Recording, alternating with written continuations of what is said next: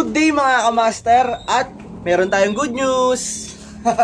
Shoutout nga pala sa mga nagko-comment sa mga upload natin ngayon. Ayan, focus tayo sa Kalapate, lalo na rito sa mga ice racing pigeon mga kamaster. So gusto ko lang i-shoutout yung nagpasuksok dito kay Suksok. Ayan, ito yung ice check natin na last clutch.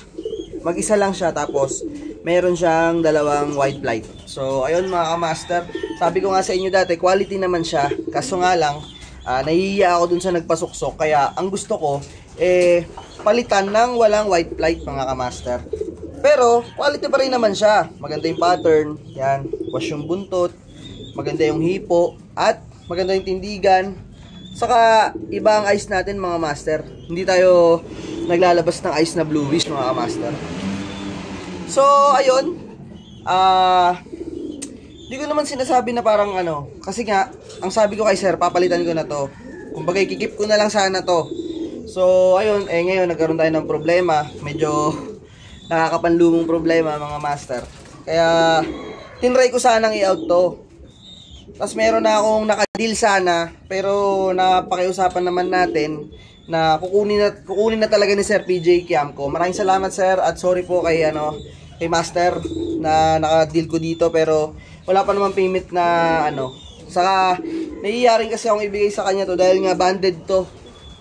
Yan double banded ni Sir PJ Kiamco. At ayun, siguro may mali rin ako sa part na yon. Hindi ko rin nasabi kay Sir PJ na i-deal ko na siya sa iba, kasi nga ang gusto ko sana papalitan ko sa kanya. Kaso nga lang, nag-message siya nito na kukunin niya pa rin. So nakiusap ako doon kay sir na kung ayos lang, cancel ko muna yung deal namin. So, ayun, maraming salamat sa pag-unawa. At Sir PJ Kiamco, alam mo naman problema ako ngayon financially. Kaya sabi mo, kunin mo na to. Tapos, kukuha ka ng isang anak. Kahit wala pa, kahit di pa sila pair, nakapiring pa lang, kahit di pa pares, nag-set ka sa akin na kukuha ka ng isang anak nun. Para kahit pa paano yung makatulong ka sa akin financially. Dun pa lang, master. Matuloy o hindi. Pero, yun pa lang masaya na ako kasi nga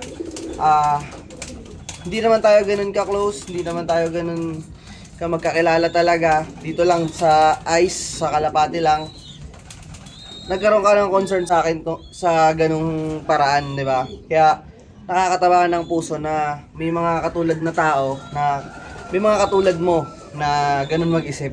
Sana lahat, sana ganun din yung iba, di ba? Pero syempre, may mga ganun din. Ang problema, wala silang kakayanan na makatulong.